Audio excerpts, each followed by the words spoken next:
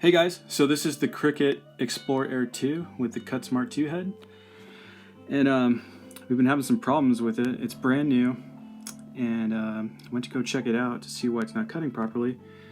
And the guide pin for these cutting heads has a lot of slop in it, so our cuts are all over the place. It's even on the A head too. So what we got to do is we got to remove two screws from the top of this cover right here. They're in the back right here, and right in the back of the little chrome part.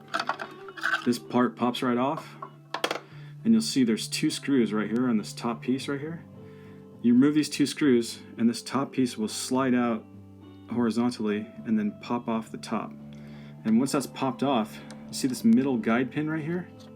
You can replace this with a modified pin that we actually sell, and that will reduce the slop to almost nothing while you're cutting, and the heads will still be able to move up and down as they should, and it just gets rid of that extra slop that's in the cut. And then if you want to further improve your cut, we actually sell a modified blade housing that reduces the slop that's actually in the inside of the housing itself with the bearing that's in the top. We machine our own heads, and we replace them with precision parts on the inside that reduces the slop down to almost nothing. So you get a way drastically improved cut with that too. And here's a look at our upgrade package for the Cricut Explore Air 2.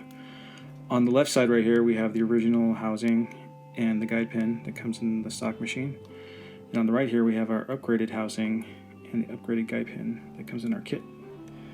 And it gets delivered in a protective case like this in the mail. Now here you can see the guide pin is now replaced right here. And check out the slop on the heads now. Barely moves at all. Still moves up and down freely. The slop is almost gone. Way better. Anyways, I hope this video helps anybody that is suffering from this problem too. Thank you very much. There'll be a link in the description below on where you can purchase not only the guide pin, but our upgraded blade housing too. Thank you guys. Bye.